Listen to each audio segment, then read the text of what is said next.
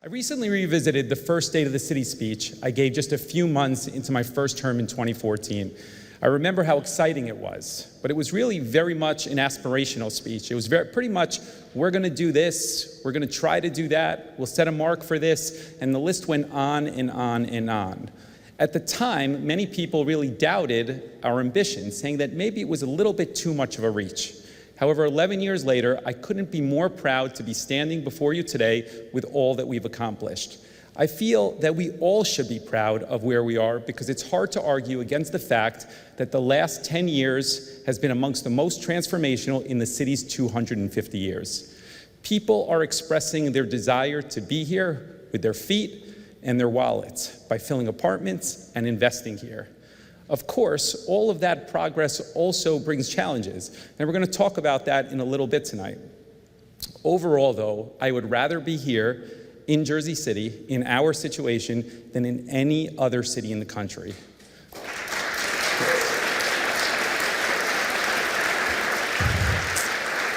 If you think about it, we are big enough that we're relevant to every single conversation, and at the same time, we're small enough to be able to experiment with new things and new ideas. We're a city that is more diverse than anywhere in the entire country, and it is a true microcosm of what New Jersey is and the United States of America. We are a city that has been a laboratory of innovation and change for the better part of the past decade. So, if you were to ask me, what is the state of our city? My answer is, it is strong, and we will leave it much stronger than how we received it.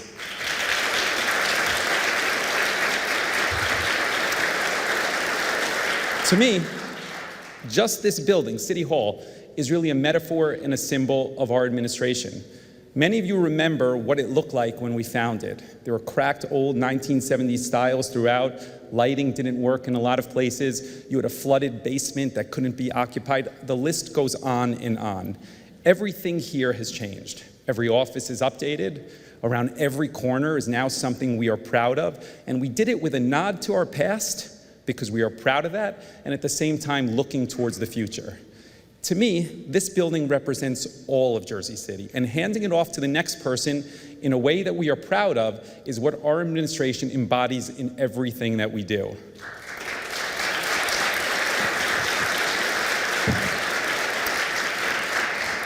Before we start really talking about the important impacts we've made and the continued progress to come, I first want to thank all of you in this room and watching at home for your unwavering partnership in everything we do to enhance this great city.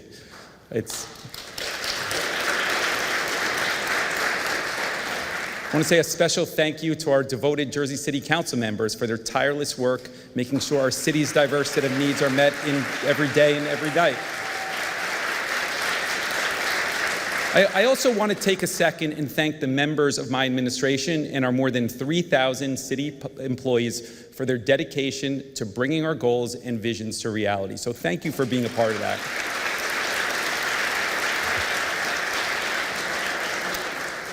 So let's start by talking a little bit about last year. 2023 was a year of historic progress for Jersey City. Our efforts have elevated Jersey City to a new level, and everywhere else is taking notice. It's been one of the greatest Renaissance stories in the entire country.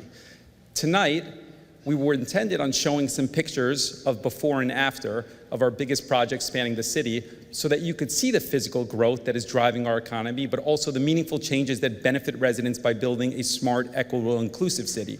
We're going to put those online so it's easier for people to see. But there is a good reason why we are ranked one of the best places to live in the United States. We continue to be ranked nationally for major driving factors such as job growth, economic activity, and equitable opportunities. But it's not only us declaring it about ourselves. You see, survey after survey recognizing the city in national publications that we were never a part of before. From Travel and Leisure, citing our public arts, our top-notch restaurants, and convenient public transportation options, to beating out New York City and San Francisco as the country's most LGBTQ+ friendly city in the United States.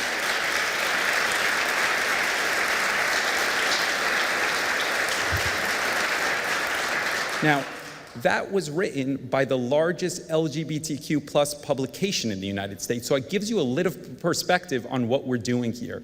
And why, you may ask? It's no accident that that's happening. It's an earned reputation that we've worked hard to achieve, and it will be our legacy as we stand here today, surrounded by a level of progress that surpasses any other place in the state and the region. As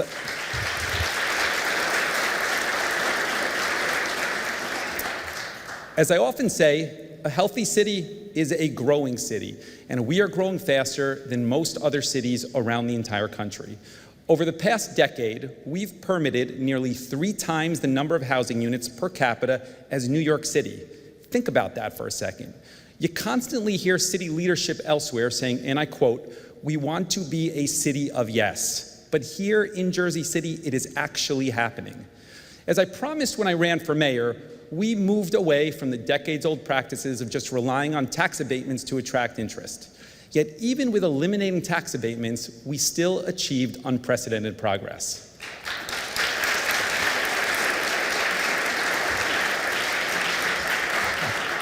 Development remains strong, and this is a true testament to our efforts in establishing Jersey City as a unique place where people want to live, where they want to work, and they want to enjoy all that the city has to offer. While cities around the region have certainly slowed down, we didn't, despite the fact that we put more and more protections for residents by forcing developers to build more affordable housing, like the state's successful and biggest inclusionary zoning ordinance and the state's first affordable housing overlay zone. Even with these new rules and requirements, we are still seeing an unprecedented investment into our city. Last year, in a tough economy, we added $1.4 billion in new ratables to our tax rolls. It's a crazy statistic, but again, it speaks to the health of our city.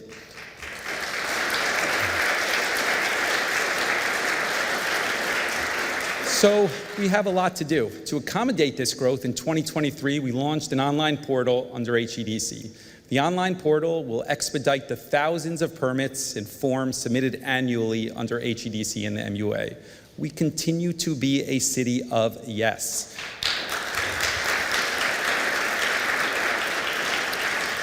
Jersey City continued to lead the state with the most approved building permits, reaching nearly 6,000 last year.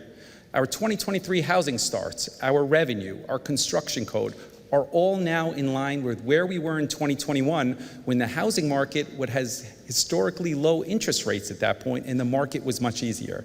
This speaks again to the strength of our local economy.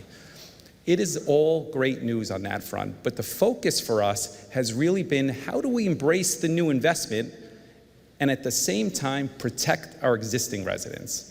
As a result of our new policies, we have approved more units of affordable housing than ever before in Jersey City's history. This is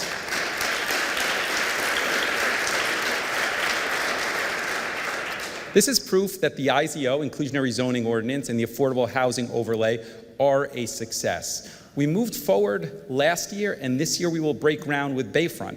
That's a big deal. It is a 8,000 unit project that is 35% affordable housing located on the west side of Jersey City, and it represents one of the largest projects in the Northeast United States, right here in Jersey City. It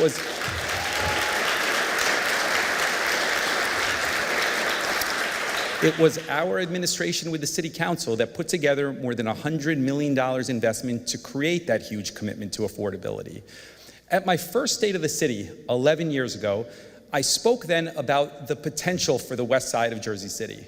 Today, I am proud that you can visibly see the changes with cranes everywhere and new small businesses. Our vision has been met with tangible action. But we're not only building more units, we're also reimagining outdated public housing and turning it into mixed-income communities like what we're doing at Holland Gardens. Holland Gardens will represent the largest new public housing project in all of New Jersey. Additionally, we'll offer home ownership opportunities to residents who may not otherwise afford their own place to call home at Holland Gardens, because we recognize that the best way to get people out of poverty is investing in mixed-income communities where the environment fosters improvements. That's what we're doing for our most vulnerable residents here in Jersey City.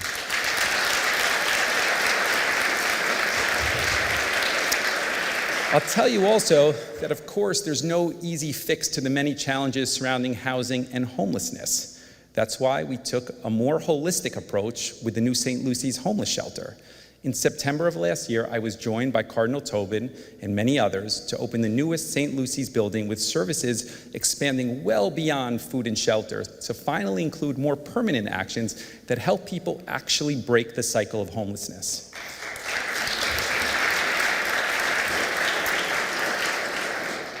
In Bergen-Lafayette, we've invested more than any administration in history. In my second state of the city, I spoke about aggregating all of that rented office space that the city had on the waterfront to a location that was struggling in the city, and we would commit to bringing city services to areas that didn't have it. At the time, I was faced with large rooms kind of like this, filled with critics of the plan. But to me, leadership is about articulating a vision, venturing outside of the comfort zone, and hopefully bringing people along for the ride. Last year, we opened the doors to the public safety headquarters located on MLK Drive. That is the fourth and final building, and it completes the vision that we initially articulated. It's hard to argue that it hasn't been a success.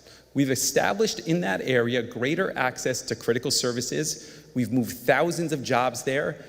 Investment into the Bergen-Lafayette neighborhood is happening for the first time.